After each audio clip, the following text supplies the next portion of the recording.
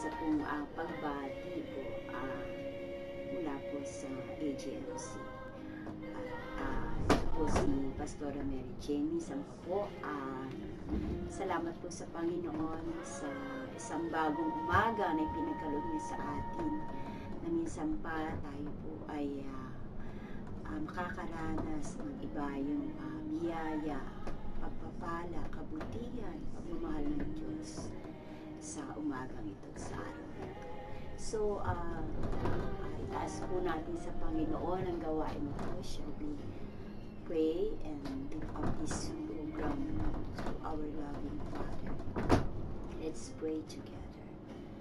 Father, in the name of Jesus, thank you so much, Lord, for this wonderful day that you have given to us, Father God. Thank you so much, Lord, sa minsan pa, Panginoon, na makakarinig kami ng bagong kapahayagan ng iyong salita, bagong kapahayagan, Panginoon, ng iyong pagmamahal, at panibagong biyaya ang tatanggapin namin sa umaga ito. At aming Ama, tinatalaga po namin sa iyo, O God, ang programang ito. And we pray, Father, by the power of the Holy Spirit, I commit to you my body, my soul, my spirit. Father, I even commit to you, Lord, all who will watch, that you would touch people, Lord, to be blessed through this program, O God, from the start till the end. Father, let your power, let the power of the Holy Spirit take over, take full control of me, upon my heart, upon every heart, so God. And we declare your glory, we declare your blessings, we declare your victory, O God. Lord, no weapon that is formed against us shall prosper, for this is the heritage of the children of God. Thank you, Lord, for your amazing grace, for your blessing, Lord, for this program this morning, Father. In your grace, O God, in your love, we pray in Jesus' name. Amen.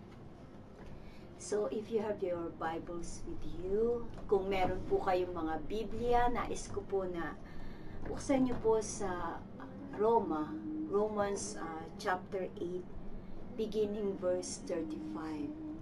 Romans chapter 8, beginning verse 35. Sino ang makakapaghiwalay sa atin sa pagmamahal ni Kristo? Ang paghihirap ba, ang kapighatian, ang pag-uusig, ang gutom, ang kahubaran, ang panganib, ang taba? Ayon sa nasusulat, alang-alang sa inyo, nanganganib kaming mamatay sa buong maghapon. Ibinibilang kami ng mga tupang papatayin. Verse 37, hindi. Ang lahat ng ito'y kayang-kaya nating pagtagumpayan sa pamamagitan niya na nagmamahal sa atin.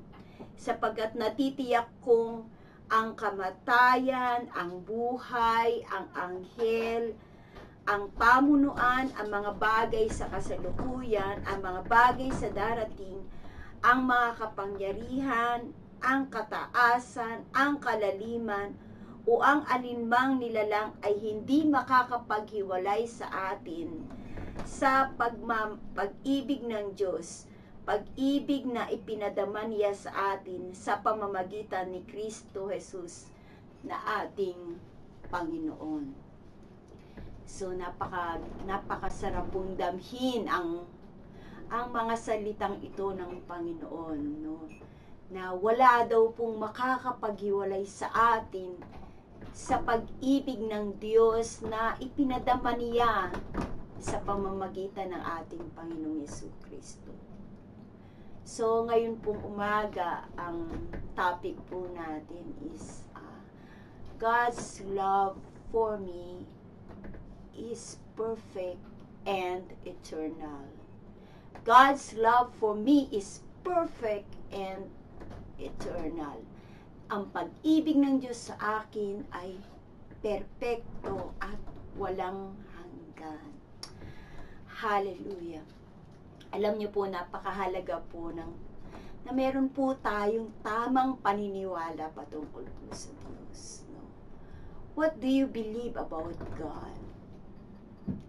Dati po ang paniniwala ko ay mali.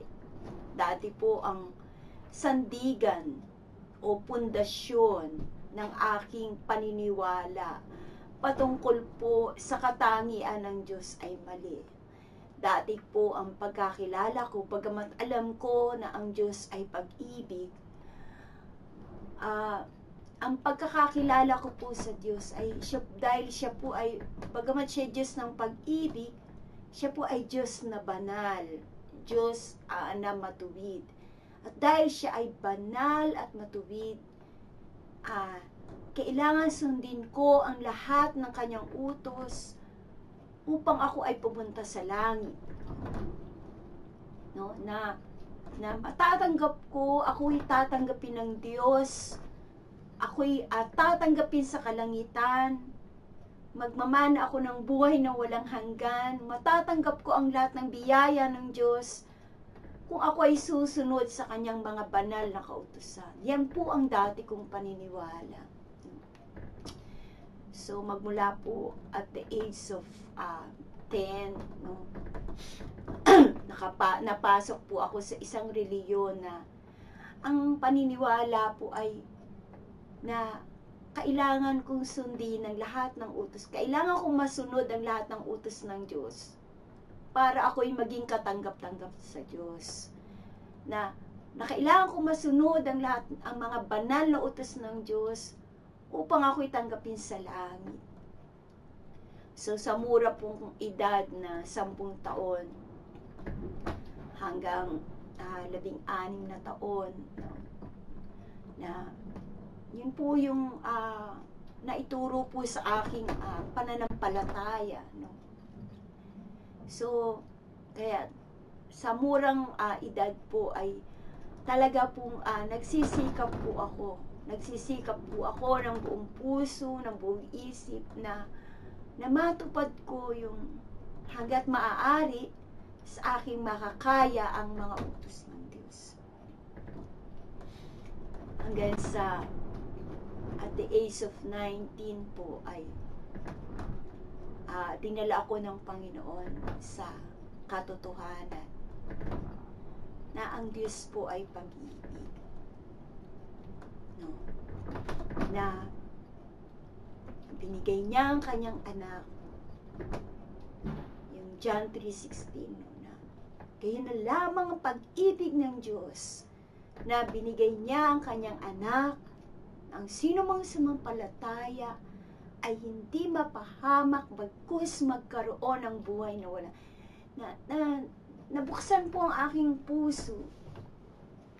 Nagkaroon po ako ng encounter.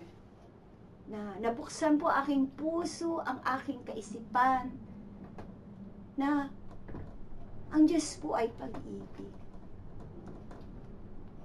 Mahal ako ng Diyos. At yung pag-ibig ng Diyos na yun ay pumasok sa aking puso. At instantly, naranasan ko na nabago po yung puso. Bago po ako, yung pagbabago na wala akong ginawa. Napansin ko na lang at napansin din ng kapatid ko na may nabago sa akin. At yun po yung nagawa ng pag-ibig ng Diyos sa buhay ko. Nagkaroon po ako ng maliit. Nagkaroon po ako ng kapahayagan na ang Diyos ay pag-ibig. Na ang tunay na pagiging anak ng Diyos ay maunawaan mo, maranasan mo ang Diyos ng pag-ibig. No? Na ang pagiging tunay na anak ng Diyos, yung tunay na pananampalatayang Kristyanismo, ay nagkaroon ka ng pagkaunawa, nagkaroon ka ng personal na karanasan sa buhay na Diyos, sa Diyos ng pag-ibig, at magtiwala ka sa Kanya, tanggapin mo ang Kanyang pag-ibig, doon magpapasimula ang bagong buhay. Buhay na pagiging anak ng Diyos. Amen. So, napakahalaga po ng tamang paniniwala. So, ang pinakapuso po ng Bible ay yung John 3:16. At ito po yung mabuting balita. Katulad ito, no? Ang title po niya, ang bagong tipan ng magandang balita. Ang bagong tipan ng magandang balita. Sa iba po ay ang mabuting balita, the good news. No? So, ano po ba yung good news? Ano po ba yung mabuting balita? What is the good news? So, the good news is, ang mabuting balita ay gayon na lamang ang pag-ibig ng Diyos sa atin. No? For God so loved the world. Yung pong word po na so doon, yung hindi masukat na pagmamahal ng Diyos sa tao. No? Na yun po yung mabuting balita. No? Na ang Diyos po, ang Diyos, ibig sabihin, ang Diyos na may likha ng lahat ng bagay, ang Diyos na pinagmula ng lahat ng bagay, ang Diyos na pinagmula natin, ng buhay natin, ay Diyos ng pag-ibig. Hindi lamang pag-ibig, kundi dakila at sukdulang pag-ibig. Siya ang pinagmulan. That God is the very author and the very source, and He exists. That His very existence and His very power is love. Amen. God is love. Ang Diyos ay pag-ibig. Amen. So, namamangha po ako sa pagmamahal ng isang ina. No? Na kapag nagpapatotoo ang mga ina, kapag nakakarinig ako ng mga istorya ng mga dakilang ina, how much they love their children, no? Yung dakilang pagmamahal ng mga magulang, kung paano nagsasakripisyo ang mga magulang para sa kanilang mga anak. Ang sabi po ng Bible sa Ephesians, na ang Diyos daw ang pinagmulan. God is the very source of the love of the Father, of the great love of mothers and fathers, the unconditional love of the mother and of the father.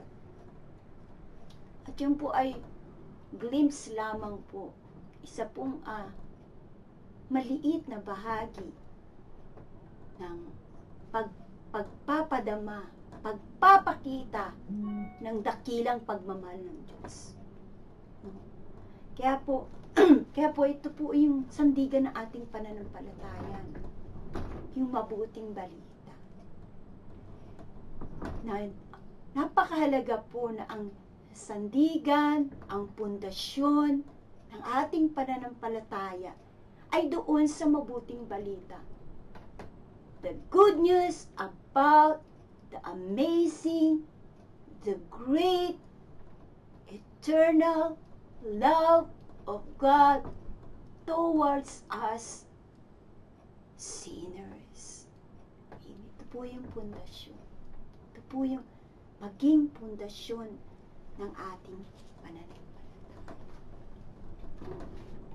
Ang Diyos po ay pag-ibig. Amen. Mahal na mahal po tayo ng Diyos. At ang sabi po sa 1 Corinthians 13, yung pagmamahal daw po ng Diyos sa atin is always patient. God's love for us. Love is patient, sabi rito. Verse 4. 1 Corinthians 13. Ang pag-ibig ay matiyaga, ang pag-ibig ay magandang loob, hindi nananaghili, hindi nagmamapuri, hindi nagmamataas, hindi magaspang ang pag-uugali, hindi makasarili, hindi magagalitin, hindi mapagtanim sa kapwa. Hindi nito ikinakatuwa ang gawang masama, ngunit ikinagagalak ang katotohanan. Ang pag-ibig ay mapagbata, mapagtiwala, puno ng pag-asa, nagtitiyaga hanggang wakas. So ito po yung pag-ibig po ng Diyos sa atin. Hindi ito yung pag-ibig natin. Hindi ito yung pag-ibig ng tao. Ito po yung pure, perfect love ni God sa atin. So, God's love for us is patient, no, matyaga, no, good, no. Ang pagmamahal daw sa atin ng Diyos ay lagi siyang mabuti sa atin, lagi siyang mabait. No? God's love is patient, kind, no? Lagi siyang mabait.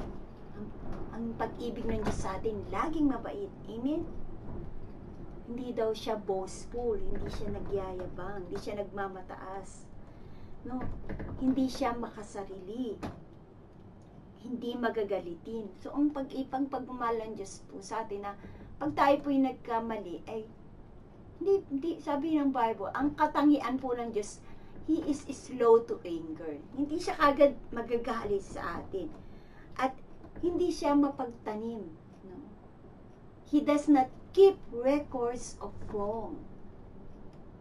Ang katibayan nga, sabi, nung namatay si Jesus Christ, sabi niya gano'n. No? He remembers our sins no more. Kinalimutan niya na yung kasalanan natin. Amen? So, ang pag-ibig ng Diyos sa atin, no, hindi siya mapagtanim. He does not keep records of our wrongdoings. Amen? No? Na kapag hindi niya ikinakatuwa ang gawang masama. Kasi pag may nangyayaring masama sa atin, hindi siya natutuwa. Amen? Kinagagalak niya ang katotohanan. Ito'y laging nagtitiis, laging nagtitiwala, at puno ng pag-asa. Ito'y matyaga hanggang wakas. So, mga kapatid, no, na ito po yung lagi natin isa puso. Yung pagmamahal na mahal po tayo. No, dito po sa binasa natin kanina, no, sa chapter 8 ng Romans. Sa kung babasahin po natin yung buong chapter 8 ng Romans at bubulay-bulayin po natin na napakaganda. Sabi po rito sa binasa natin,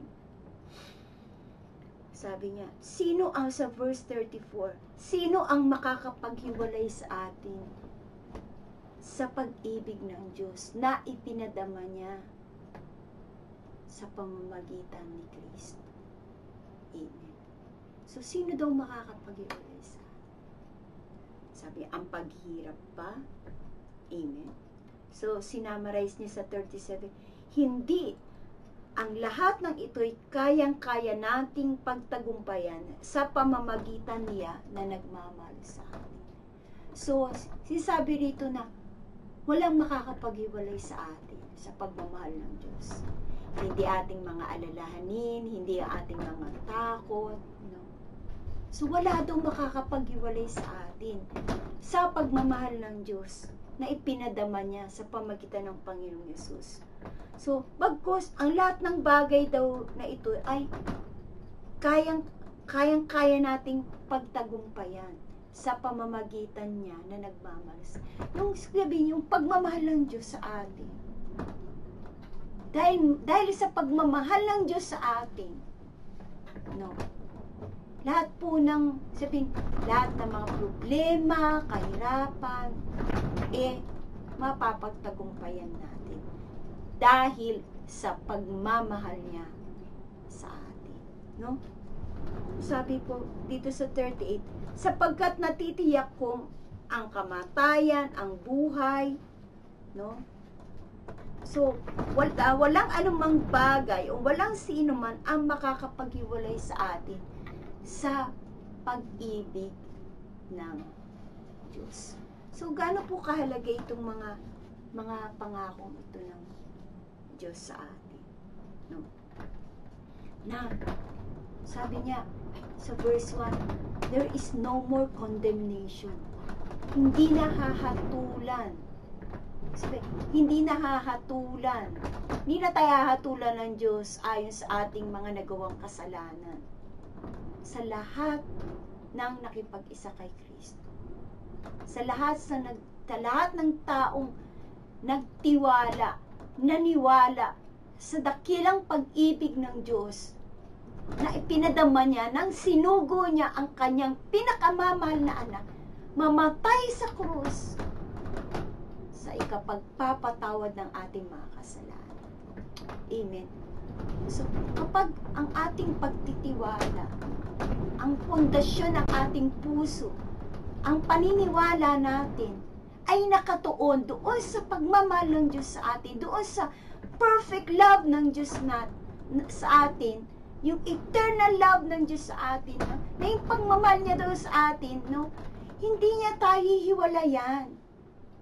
The stubborn love and the perfect love of God for us, hindi niya tayo hihiwalayan. Sabi niya, walang makakapaghiwalay sa atin.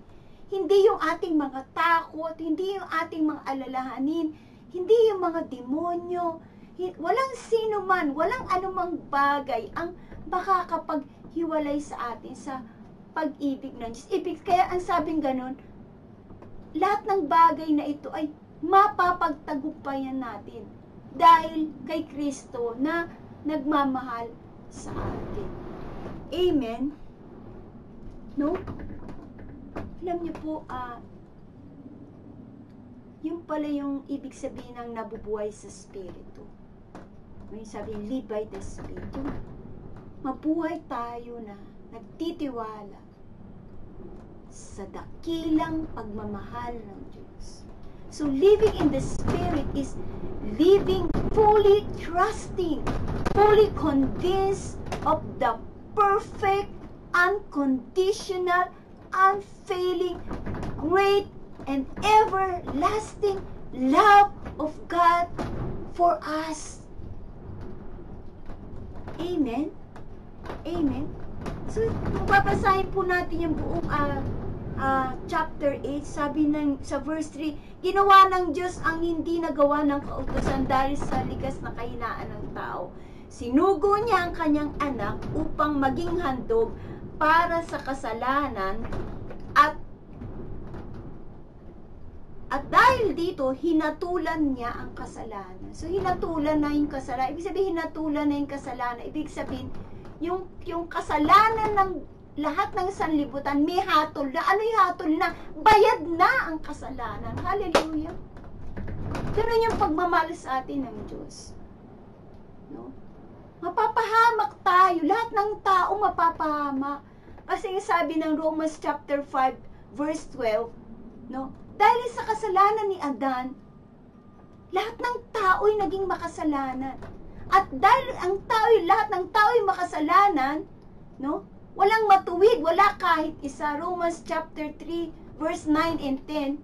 For all fall short of the glory of God.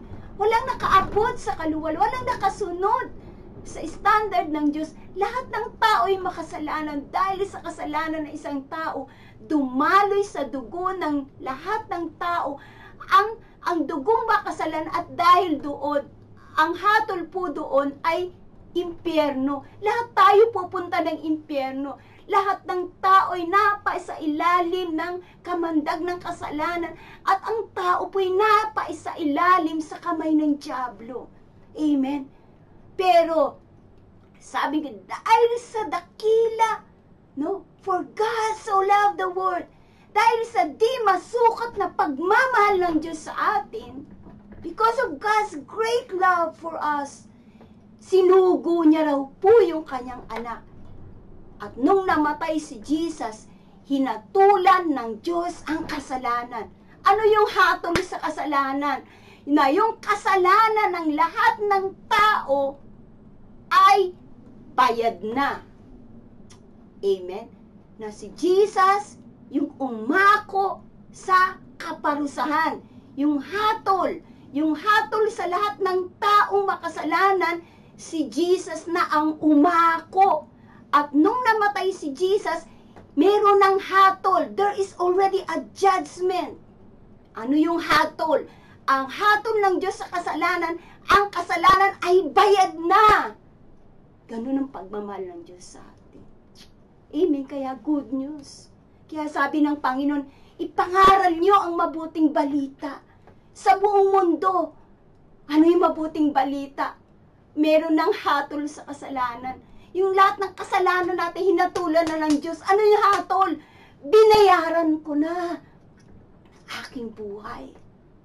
Ako na'y umako. Si Jesus ang umako sa lahat ng ating mga kasalanan. At ang lahat ng magtitiwala sa pagmamahal ng Diyos. No? Nung gaano siya kamahal, Lord, naniniwala ako. Dahil sa pagmamahal mo sa akin, ikaw yung namatay para hindi na ako hatulan. Ang lahat ng taong niya ay walang sala. Amen. Justified. They will be acquitted. Amen. Forgiven. Amen. So, yun daw po yung pagmamahal ng Diyos sa atin. So, ang Diyos ang gumawa. Amen. Dahil hindi tayo makasunod, mapapahamak tayo. So, si Lord ang sumunod. Siya ang gumawa. He made a way. Siya yung gumawa. Siya yung sumunod sa lahat ng kautusan. Amen. Romans 5:17-19. Because of the obedience of one man, dahil sa pagsunod ni Jesus, na dahil mahal niya tayo, hindi tayo makasunod, siya na yung sumunod sa lahat ng utos ng Diyos upang irigalo niya sa atin ay the gift of righteousness. And yun daw yung pagmamahal ng Diyos. Ano pa? No? Sa verse 11, no? Sa verse 9 to 11 hanggang 14, no? Hanggang 16, no? Verse 9 to 16, binigay niya, no? Amen. Na dahil sa pagmamahal ng Diyos sa atin, hindi lang niya sinugo si Jesus na bayaran yung kasalanan natin, na mapawalang sala tayo, mapatawad tayo. Pangalawa, dahil sa pagmamahal ng Diyos sa atin, ng Diyos Ama sa atin, sinugo niya yung Holy Spirit. God in us. Amen? Amen. Na sa buhay na ito, kasama natin ang Diyos. Yun yung pagmamahal ng Diyos sa atin. At ang sabi ng Panginoon, pangako ng Diyos na sumasa atin, kailanman hindi kita iiwan. Kailanman hindi kita papabayaan. Amen. Kaya brothers and sisters, para maranasan natin yung kabutihan ng Diyos, pagpapala ng Diyos, mga tagumpay na regalo ng Diyos, ang sikreto po dun, i-acknowledge natin. Magtiwala tayo ng buong puso sa pagmamahal ng Diyos sa atin. Amen. Amen. Mahal na mahal po tayo ng Diyos. Alam niyo po ang dahilan kung bakit tayo nag-aalala. Kung bakit tayo nag-aalala. Kung bakit tayo nawawala ng pag-asa. Kung bakit gumagawa tayo ng mga bagay na akala natin na gumagawa tayo ng paraan, nag-i-strive tayo. No? Kasi yung puso natin,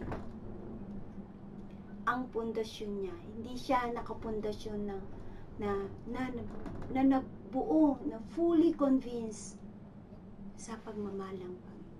Kaya tayo nag-worry. Amen. So, the very secret, no, ang pinaka-sikreto para tayo maligtas. No? Sabi nga sa Romans 1 verse 16, hindi ko kinakahiya ang mabuting balita. Ano ba yung mabuting balita? Ito po'y patungkol sa dakilang pagmamahal ng Diyos sa atin. Pinadama niya nang sinugo niya ang kanyang anak, mamatay sa krus, sumunod sa lahat ng utos, akuin lahat ng ating makasalanan, pumunta sa impyerno, mabuhay na magmuli, at ngayon nakaupo sa kanan ng Ama at patuloy na nananalangin para sa atin. Sabi, patuloy na dumudulog para sa atin. Hanggang ngayon, ang Panginoong Yesus ang nananalangin para sa atin.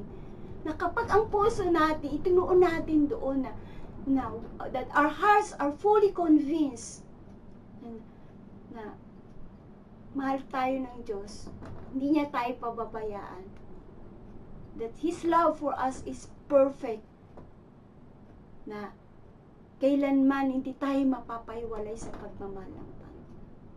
No? Kapag yung puso natin, na-convince, na-kumbinsi, no? Kaya nga ang panalangin po ni Apostle Paul sa kanyang sulat sa Ephesians, no? I pray to the Father of our Lord Jesus Christ, no? That you may know, na magkaroon kayo ng kapahayagan, revelation knowledge, how high, how deep, how wide is the love of God towards us. Kung gaano kataas, gaano kalalim, gaano kalawak ang pagmamahal ng Diyos sa atin. Amen. At doon daw po tayo napupuspos ng kapangyarihan ng Diyos. Gusto mo bang mapuspos ng kapangyarihan ng Diyos? Gusto mo bang mapuspos ng kabutihan ng Diyos? Gusto mo bang mapuspos ng mga biyaya ng Diyos? Hallelujah! Naniniwala ka ba na ang pinakanasain ng Diyos ay paulanin ng kanyang kabutihan, ng kanyang kapangyarihan, ng kanyang mga himala, ng kanyang mga pagpapalang yung buhay? Naniniwala ka ba doon? Dahil mahal na mahal ka ng Diyos, mahal na mahal tayo ng Diyos. His desire is always to pamper us with His goodness, with His loving kindness. Amen? Naniniwala ka ba doon? Amen. Yun po ang Diyos natin. Napakabuti. Na pagbabasahin po natin ang istorya ng Bible, yung mga tao na nagkaroon ng karanasan, people who have an encounter with God, no? They are not perfect people. They have so many weaknesses. Like King David, he said in the book of Psalms, sa kanyang isinulat na awit, sabi niya, kasing dami ng hibla ng aking buhok ang aking makasalanan. Ibig sabihin, napakadami ang kasalanan. Pero, in-honor siya ni Lord. The Lord honored him. The Lord made him great. Kinaas siya ng Diyos. Ginawa siyang dakila. Magmula noon hanggang ngayon, binabanggit ang pangalan ni Haring David. Hindi naman siya perpekto. Ang sabi niya, kasing dami ng aking buhok, ang aking mga kasalanan. Bakit?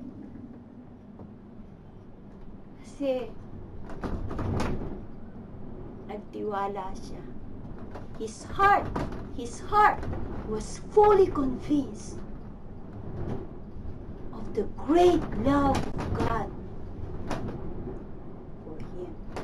That's why he always prayed. Pag nagpe-pray siya, no? Pag may problema siya, whenever he had problems, trials, challenges, his heart is fixed. Ang kanyang puso ay buong puso nagtitiwala sa kabutihan at pagmamahal ng Diyos sa kanya. Kaya lagi niya sinasabi sa kanyang mga awitin, amen, your loving kindness is better than life. Para he was addicted. King David was addicted to God's love. So sabi niya, your loving kindness, my Lord, is better than life. Amen. Mas ninanasahan niya yung pag-ibig ng Diyos kaysa sa anumang bagay sa mundong ito. Amen. So ito po yung ating pananampalataya. Amen.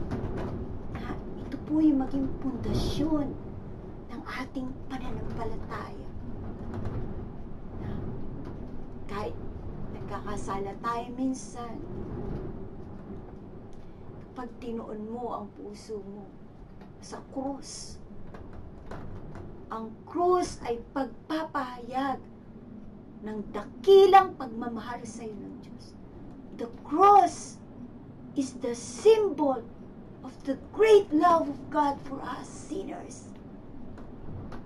He died for us. Para tayo mapawalang sala.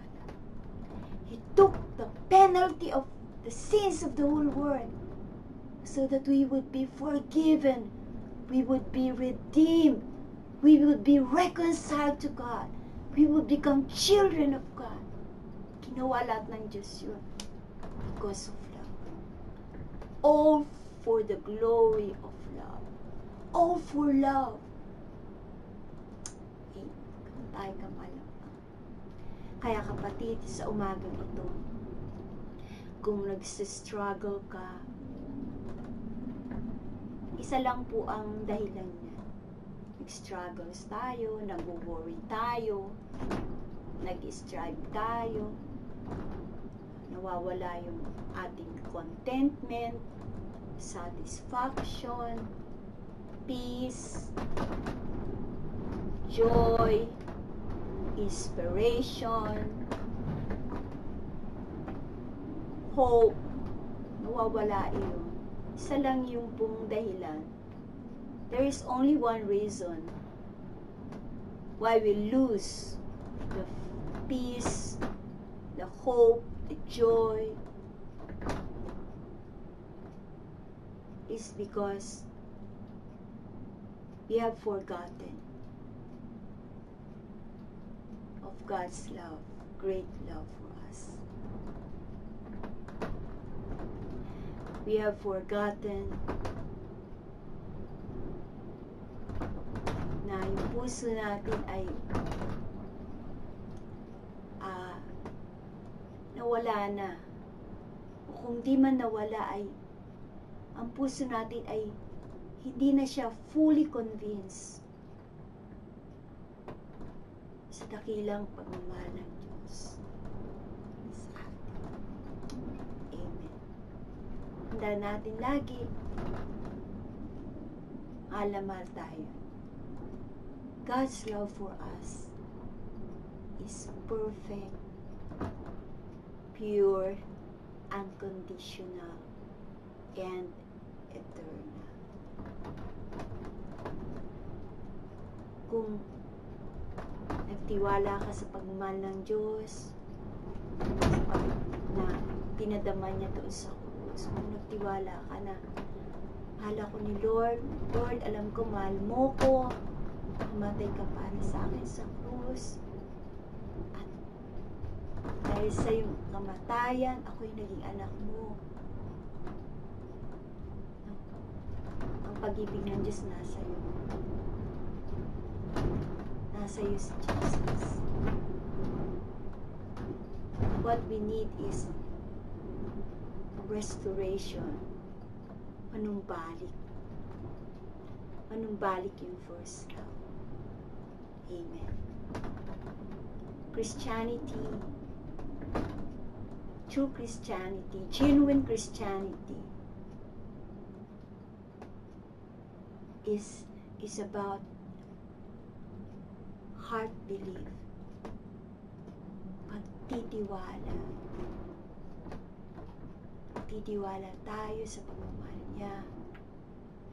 Sa pagpapanalangin na, nagtitiwala tayo na walang bagay, sabi po dito sa binasa natin, no good thing that God will withhold. Walang bagay na ipagkakait ang Diyos sa atin kung ito'y sa ating kabuti. Ano ko bang naisip na mabuti? Good news, because God loves us so much, hindi niya ipagkakait sa iyo ang mabuti. Amen. Pero kung ba hinihingi sa Panginoon na mabuti, maniwala ka. Magtiwala tayo. Because God loves us perfectly, hindi niya ipagkakait yung anumang mabuti para sa atin. Amen. Amen. Amen. So, ito po yung encouragement sa atin ng Panginoon this morning. No? Walang bagay na ipagkakait ang Diyos sa atin na kanyang pinakamamahal na mga anak. Anumang mabuti, anumang bagay sa ating ikabubuti. Amen. May problema ka sa anak mo, may problema ka sa pamilya ka sa problema sa pinansyal, sa trabaho. Sabi ng Panginoon, ang sino mang humihingi ay tumatanggap. Humingi ka sa Panginoon. Sapagat ang Diyos ay mabuti. Ask, and whoever asks receives. Because our Father loves to give good gifts to those who ask Him. Amen. So, tandaan po natin, no, na lagi nating ipanalangin, napakaganda na, Lord, gawin niyo po yung pinakamabuting layunin mo sa aking buhay. Amen. So, tandaan po natin, no, na maging pundasyon ng ating puso, pananampalataya, ay yung mabuting balita. God loves us perfectly, eternally. Pagmamahal ng Diyos sa atin ay perfect. Walang makakapag-iwalay sa atin sa pagmamahal niya sa atin. No? Dahil sa pagmamahal niya sa atin, ang Diyos ay patuloy na gagawa ng mabuti. Dahil sa pagmamahal ng Diyos sa atin, laging pauulanin ng Diyos ng kabutihan, amen, ang ating buhay. So, pinakamahalaga lamang po, lagi nating ituon ang ating puso, ang pagtitiwala ng ating puso, na makumbinsi tayo, no, lagi natin ituon ang puso natin na mahal tayo ng Panginoon. At dahil mahal tayo ng Panginoon, na lahat ng mabuti, lahat ng ikabubuti natin ay gagawin ng Diyos. Ibibigay ng Diyos. Amen. All things will work together for our good because God loves us. Amen. No? So, yun po yung message ng ating Panginoon, no? Na always remember God loves us perfectly. Amen. And His love, yung great love ng Panginoon sa atin, will always satisfy our very hearts. Amen. So, ito po ang message ni Lord. Even as we pray, let us expect, no? Because God loves us, na pauulanin ng Diyos, no, ng kanyang kabutihan, na mga mabubuting pagpapala ang ating. Amen. So tayo po yung manalangin.